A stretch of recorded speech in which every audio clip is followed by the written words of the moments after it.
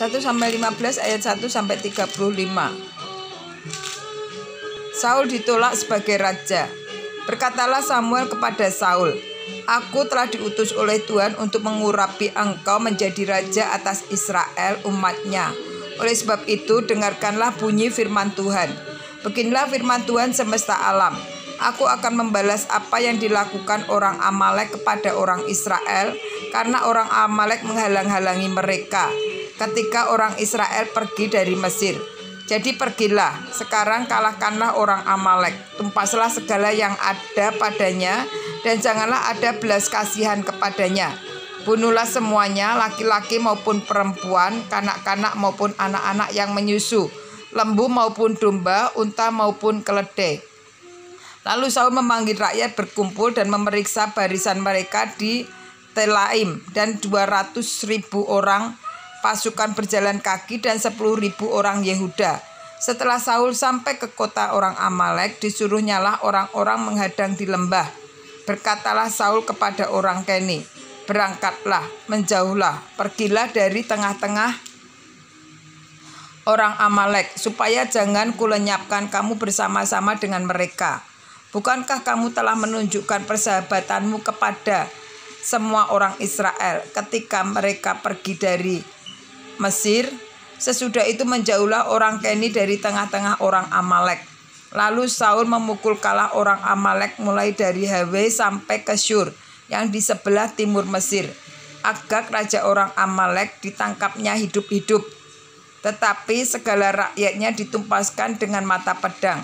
Tetapi Saul dan rakyat itu menyelamatkan Agag dan kambing domba dan lembu-lembu yang terbaik dan tambun, pula anak domba dan segala yang berharga. Tidak mau mereka menumpas semuanya itu, tetapi segala hewan yang tidak berharga yang buruk itulah yang ditumpas mereka.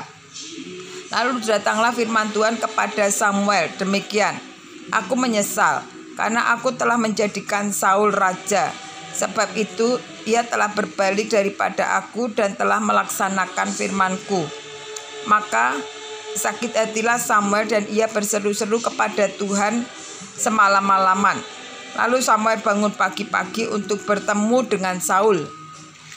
Tetapi diberitahukan kepada Samuel demikian, "Saul telah ke Karmel tadi dan telah didirikannya bagiannya suatu tanda peringatan."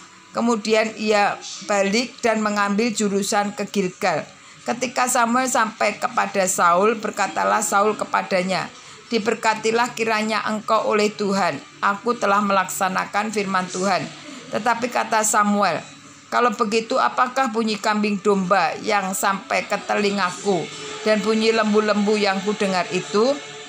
Jawab Saul, "Semuanya itu dibawa daripada orang Amalek, sebab rakyat menyelamatkan kambing domba dan lembu-lembu yang terbaik dengan maksud untuk mempersembahkan korban kepada Tuhan Allahmu, tetapi selebihnya telah kami tumpas." Lalu berkatalah Samuel kepada Saul, "Sudahlah, aku akan memberitahukan kepadamu apa yang difirmankan Tuhan kepadaku tadi malam." Kata Saul kepadanya, "Katakanlah." Sesudah itu berkatalah Samuel, "Bukankah engkau, walaupun engkau kecil pada pemandanganmu sendiri, telah menjadi kepala atas suku-suku Israel? Dan bukankah Tuhan telah mengurapi engkau menjadi raja atas Israel? Tuhan telah menyuruh engkau pergi dengan pesan, 'Pergilah, tumpaslah orang-orang berdosa itu, yakni orang Amalek, berperang melawan mereka sampai engkau membinasakan mereka.' Mengapa engkau tidak mendengarkan suara Tuhan? Mengapa engkau mengambil jarahan dan melakukan apa yang jahat di mata Tuhan?" Lalu kata Saul kepada Samuel, "Aku memang mendengarkan suara Tuhan dan mengikuti jalan yang telah disuruh Tuhan kepadaku, dan aku membawa Agag raja orang Amalek, tetapi orang Amalek itu sendiri telah kutumpas. Tetapi rakyat mengambil dari jarahan itu kambing domba dan lembu-lembu yang terbaik dari yang dikhususkan untuk ditumpas itu, untuk mempersembahkan korban kepada Tuhan Allahmu di Gilgal." Tetapi jawab Samuel, "Apakah Tuhan itu berkenan kepada korban bakaran dan korban sembelihan, dan seperti kepada mendengarkan suara Tuhan? Sesungguhnya mendengarkan lebih baik daripada korban sembelihan, memperlihatkan lebih baik daripada lemak domba jantan. Sebab pendurgaan kepada adalah sama seperti dosa bertenung, dan kedegilan adalah sama seperti menyembah berhala dan terafim. Karena engkau telah menolak firman Tuhan, dan ia telah menolak engkau sebagai raja. Berkatalah Saul kepada Samuel, aku telah berdosa, sebab telah kulangkahkan titah Tuhan dan perkataanmu. Tetapi aku takut kepada rakyat, karena itu aku mengabulkan permintaan mereka. Maka mereka, ampunilah kiranya dosamu, kembalilah bersama-sama dengan aku, maka aku akan sujud menyembah kepada Tuhan. Tetapi jawab Samuel kepada Saul, aku tidak akan kembali bersama-sama dengan engkau, sebab engkau telah menolak firman Tuhan. Sebab itu Tuhan telah menolak engkau sebagai raja atas Israel. Ketika Samuel berpaling hendak pergi, maka Saul memegang punca jubah Samuel, tetapi terkoyak. Kemudian berkatalah Samuel kepadanya, Tuhan telah mengoyakkan daripadamu jabatan raja atas orang Israel pada hari ini, dan telah memberikannya kepada orang lain yang lebih baik daripada itu. Lagi sang mulia raja ialah Israel tidak berdusta, dan ia tidak tahu menyesal, sebab ia bukan manusia yang harus menyesal. Tetapi kata Saul, aku telah berdosa, tetapi tunjukkanlah juga hormatmu kepadaku sekarang di depan para tua-tua bangsaku dan di depan orang Israel.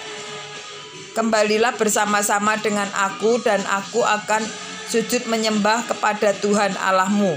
Sebab itu kembalilah Samuel mengikuti Saul, dan Saul sujud menyembah kepada Tuhan. Lalu berkatalah Samuel, bawa kemari Agag, raja Amalek itu. Dengan gembira Agag pergi kepadanya, sebab pikirnya, sesungguhnya kepahitan maut telah lewat. Tetapi kata Samuel, seperti pedangmu membuat perempuan-perempuan kehilangan anak, demikianlah bagimu akan kehilangan anak demikianlah ibumu akan kehilangan anak di antara perempuan-perempuan. Sesudah itu Samuel mencincang Agag di depan Tuhan di Gilgal. Kemudian Samuel pergi ke Rama, tetapi Saul pergi ke rumahnya di Gibea Saul. Sampai hari matinya Samuel tidak melihat Saul lagi, tetapi Samuel berduka cita karena Saul, dan Tuhan menyesal karena ia menjadikan Saul raja atas Israel.